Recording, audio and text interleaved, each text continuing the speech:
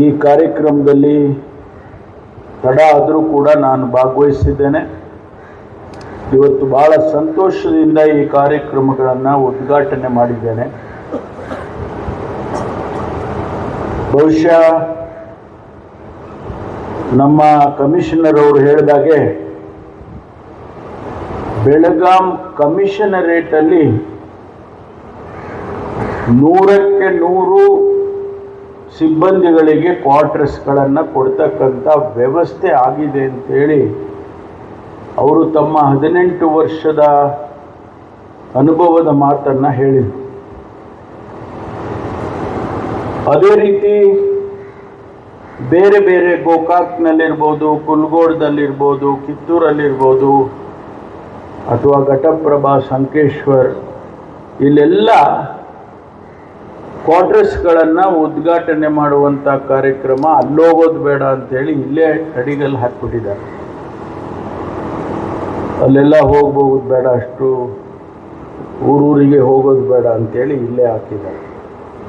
ಸುಮಾರು 67 ಕೋಟಿ ರೂಪಾಯಿಗೆ ಇವತ್ತು ನಾವು ಈ ಉದ್ಘಾಟನೆ ಮತ್ತು ಅಡಿಗಲ್ ಹಾಕುವ ಕಾರ್ಯಕ್ರಮವನ್ನು ಮಾಡಿದ್ದೇವೆ. 67.79 ಮತ್ತು ಅದರ ಜೊತೆಯಲ್ಲಿ ಶಾಪುರ್ನಲ್ಲಿ 12 ಕ್ವಾರ್ಟರ್ಸ್ಗೆ ಅಡಿಗಲ್ಲನ್ನು ಇಲ್ಲೇ ಹಾಕಿದ್ದೀವಿ. ಅದಕ್ಕೂ ಕೂಡ 3,92,00,000. ಇವತ್ತು ಈ ಕೆಲಸ ಪೊಲೀಸ್ ಇಲಾಖೆಯಲ್ಲಿ ಸಿಬ್ಬಂದಿಯವರಿಗೆ ಅವರು ಚೆನ್ನಾಗಿರಬೇಕು, ಅವರ ವೃತ್ತಿಯಲ್ಲಿ ಯಾವುದೇ ತೊಂದರೆಗಳು ಇಲಾಖೆ ವತಿಯಿಂದ ಆಗೋದು ಬೇಡ.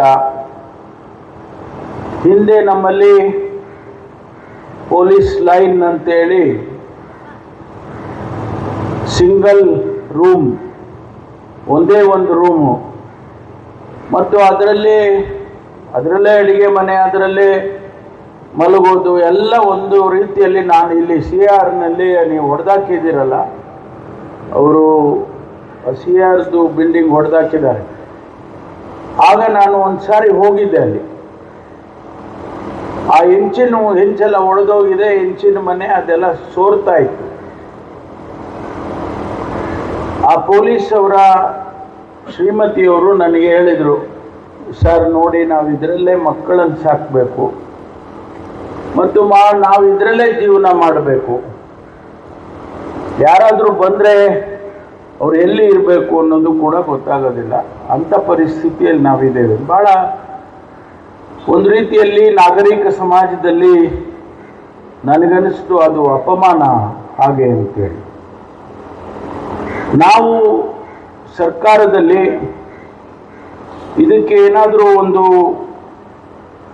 ಕಾಯಕಲ್ಪ ಮಾಡಬೇಕು ಹಾಗೆ ಅಂತೇಳಿ ಪೊಲೀಸ್ ಗೃಹ ಅನ್ನುವಂಥ ಯೋಜನೆಯನ್ನು ಹಮ್ಮಿಕೊಂಡು 2 ಬೆಡ್ರೂಮು, ಅದರಲ್ಲಿ 1 ಬಾತ್ರೂಮ್ ಮತ್ತು ಇನ್ನೊಂದು ಬಾತ್ರೂಮ್ ಹೊರಗಡೆ, ಮತ್ತು ಒಂದು ವರಾಂಡ ಮತ್ತು ಮಾಡ್ಯುಲರ್ ಕಿಚನ್, ಭಾಳ ಸುಂದರವಾಗಿ ಇದನ್ನು ಬೆಂಗಳೂರಿನಲ್ಲಾಗಲಿ ಅಥವಾ ಯಾವುದೇ ನಗರಗಳಲ್ಲಿ ಇದನ್ನು ಬಾಡಿಗೆ ತಗೋಬೇಕು ಅಂತ ಹೇಳಿದ್ರೇ ಕಷ್ಟ, ಅಷ್ಟು ಚೆನ್ನಾಗಿ ಮಾಡಿದ್ದಾರೆ. ಆ ಇಂಡಿಯಾ ಜಸ್ಟಿಸ್ ರಿಪೋರ್ಟ್ ಪ್ರಕಾರ ಕರ್ನಾಟಕ ಪೊಲೀಸ್ ನ್ಯಾಯವನ್ನು ಒದಗಿಸಿಕೊಳ್ಳೋದ್ರಲ್ಲಿ ಮೊದಲನೇ ಸ್ಥಾನ ಇದೆ.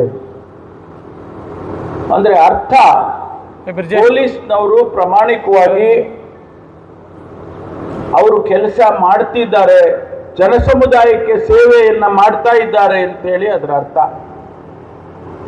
ಹಂಗಂತ ಹೇಳಿ ಏನೂ ಆಗಲೇ ಇಲ್ಲ, ತಪ್ಪುಗಳೇ ಆಗಲಿಲ್ಲ,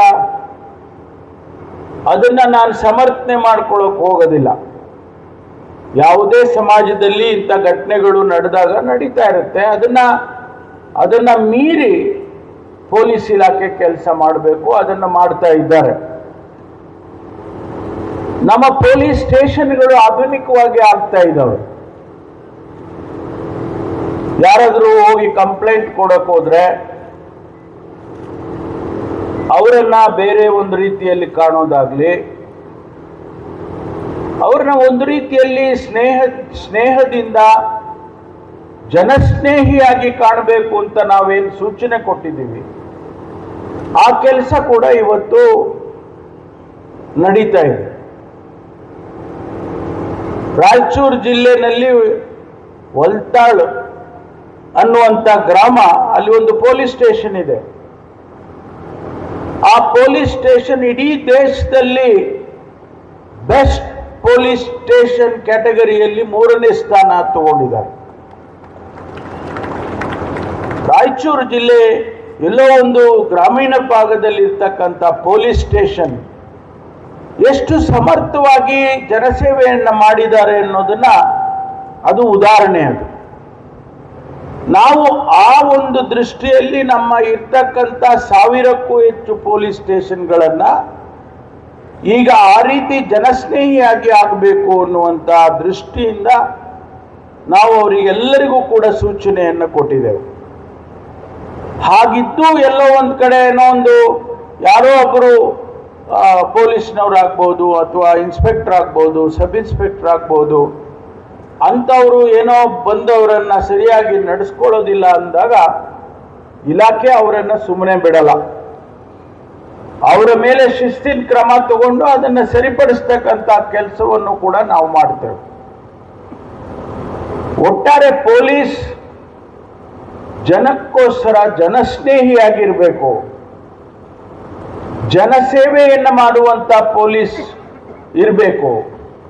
ಹಂಗಂತೇಳಿ ನೀವು ಶಿಸ್ತು ಬಿಡಿ, ನಿಮ್ಮ ಡಿಸಿಪ್ಲಿನ್ ಏನು ಇರುತ್ತೆ, ಕಾನೂನು ಏನಿರುತ್ತೆ ಅದನ್ನು ಬಿಟ್ಟುಬಿಡಿ, ಕಾಂಪ್ರಮೈಸ್ ಆಗಿ ಅಂತ ಯಾರು ಹೇಳೋದಿಲ್ಲ. ಕಾನೂನನ್ನು ರಕ್ಷಣೆ ಮಾಡುವ ದೃಷ್ಟಿಯಿಂದ ಏನು ಕೆಲಸ ಮಾಡಬೇಕು ಅದನ್ನು ನೀವು ಮಾಡಬೇಕಾಗುತ್ತೆ ಅನ್ನೋದನ್ನು ನಾವು ಆಗಿಂದಾಗ್ಗೆ ನಮ್ಮ ಇಲಾಖೆಯಲ್ಲಿ ಅಧಿಕಾರಿಗಳಿಗೆ ಸೂಚನೆಯನ್ನು ಕೊಡ್ತಾ ಇರ್ತೇವೆ.